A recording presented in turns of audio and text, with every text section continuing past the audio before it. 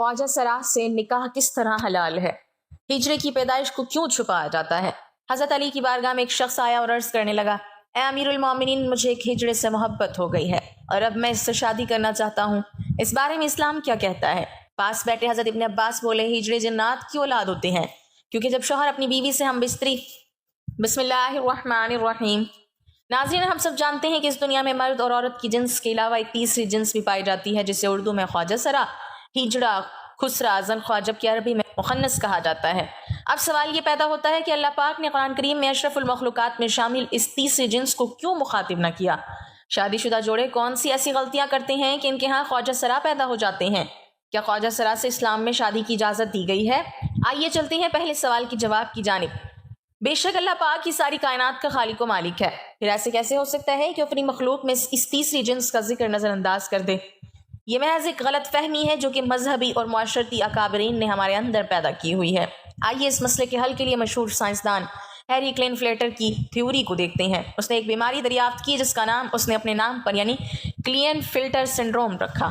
इस बीमारी के मुताबिक औरत और मर्द की तरह ख्वाजा सरा कोई तीसरी जिन्स नहीं है, बल्कि ये एक जिस्मानी बीमारी है। अल्लाह ताला ने इंसान को मर्द और औरत के ही रूप में पैदा किया है, लेकिन जिस तरह दीगर पैदाइशी बीमारियों की वजह से बच्चा अंधा, गूंगा और बहरा पैदा हो सकता है, तो इसी तरह क्रोमोसोम्स X और Y की तादाद के अदम मुताबिकत की वजह से बच्चे की जिन्स का तयन भी नहीं हो पाता, जिससे बच्चा पैदाइशी तौर पर एबनॉर्मल पैदा हो जाता है। हर इंसान में 23 क्रोमोसोम्स के जोड़े पाए जाते हैं और हर जोड़ा क्रोमैटिन पर मुश्तमिल होता है। इस तरह मजमूई तौर पर एक इंसान में 46 क्रोमैटिन पाए जाते हैं। बाज़-औक़ात क्रोमोसोम्स की तब्दीली के वक्त मर्दों में एक ज़ायद क्रोमैटिन X पैदा होता है। इस तरह मर्दों में 46 की बजाय 47 क्रोमैटिन बन जाते हैं।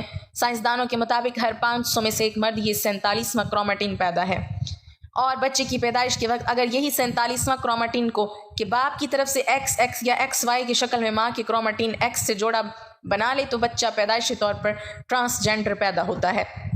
यहाँ ये बात वाज़ेह कर दें कि माँ की तरफ से हर सूरत में एक ही क्रोमैटिन X आता है, और जबकि बाप की तरफ से X और Y दोनों में से किसी एक ने आना होता है। लेकिन अगर बदकिस्मती से बाप की तरफ से माँ को दोनों X और Y मिल जाएं, तो फिर वो माँ के X के साथ मिलकर एक ऐसा बच्चा पैदा करते हैं कि जिसकी सारी ज़िंदगी सज़ा बच्चे और माँ को दी जाती है, जबकि ये तोहफ़ा तो बाप का होता है।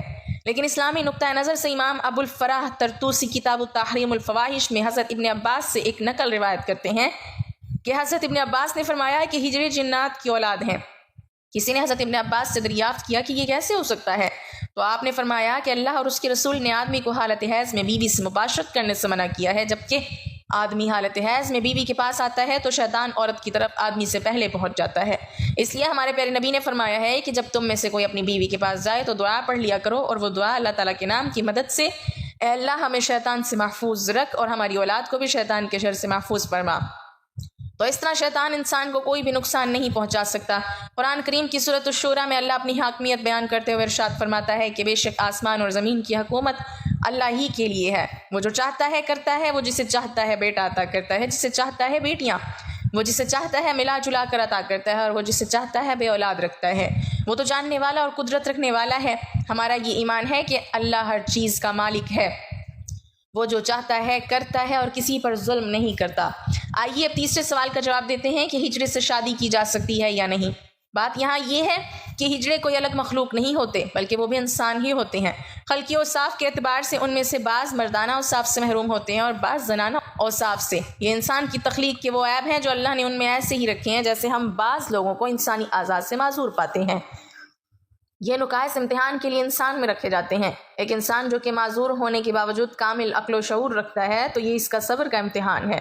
जिस शख्स में मर्द औरत की अलामत बिल्कुल मसावी हो, उनसे किसी लड़के या लड़की का निकाह शरअन जायज़ नहीं। अलबत्ता खंसा यानी गैर मुश्किल, यानी वो खंसा के जिसमें मर्दाना कोवी और अलामत गालिब हो, तो शरअन मर्द शुमार होने की वजह से उसका किसी लड़की से निकाह, और अगर उसमें जनाना सलाहियतें और अलामत गालिब हों तो उसकी किसी मर्द से निकाह शरअन भी जायज़ और दुरुस्त होगा। एक दफ़ा एक शख्स बाबुल इल्म अमीरुल मोमिनीन हज़रत अली के दरबार में हाजिर हुआ और अर्ज़ करने लगा, ए अमीरुल मोमिनीन, मेरा भाई एक ख्वाजा सरा की मोहब्बत में गिरफ्तार हो गया है। जब हमने उसको इस मकरूह अमल से बाज रखने की कोशिश की तो उसने उस मुखन्नस से शादी कर ली। अब आप बताइए क्या ये निकाह जायज़ है? जब ये मामला हज़रत अली के सामने पेश किया गया तो आपने ख्वाजा सरा से दरियाफ्त किया कि तुम्हारी मुशाबियत मर्द की तरह है या औरत जैसी है? ख्वाजा सरा ने बताया कि मुझ में मर्द और औरत दोनों की खुसूसियात पाई जाती हैं। मुझे माहवारी भी आती है और मैं मर्दों की तरह भी ज़िंदगी गुजारता हूँ।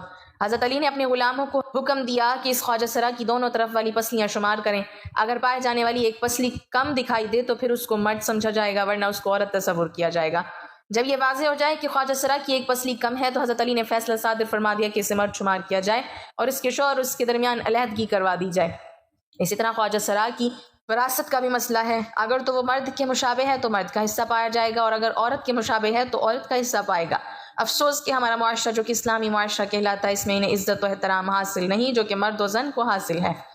اسلام میں قدرتی طور پر پیدا ہونے والے ہجڑے بچوں کے لیے وراثت میں حصہ رکھا گیا ہے۔ اس معاملے میں سب سے پہلے والدین کو شعور دینا چاہیے کہ اگر کوئی ایسا بچہ پیدا ہوتا ہے تو اس صورت میں اسے گھر سے نکالنے کی بجائے معذور سمجھ کر معاشرے کا کارآمد شہری بنانا چاہیے۔ اس مسئلے میں دوسری اور بڑی ذمہ داری حکومت وقت پر عائد ہوتی ہے کہ ان پر جو کام کے دروازے بند ہوتے ہیں جس کی وجہ سے یہ سڑکوں پر بھیک مانگنے تک مجبور ہو جاتے ہیں وہ ختم کی جائیں۔ اس سلسلے میں قانون تو موجود ہے لیکن عمل کوئی نہیں کرتا۔ بہرحال آج ہماری ویڈیو اسی سلسلے میں ایک کاوش تھی کہ ان لوگوں کے وہ حقوق دلوائے جائیں جو کہ باقی تمام شہریوں کو حاصل ہیں۔ میری آپ سب سے درخواست ہے کہ خواجہ سرا کو حقیر نظر سے دیکھنے کی بجائے ان کو بھی عزت اور احترام دیا جائے جیسے کہ معاشرے کے دوسرے تمام افراد کو حاصل ہے۔ اللہ پاک مجھے اور اس ویڈیو کو دیکھنے والے تمام افراد کو کلین فلیٹر سنڈروم جیسے بیماری سے محفوظ فرمائے۔ کامنٹ سیکشن میں آمین ضرور لکھیے۔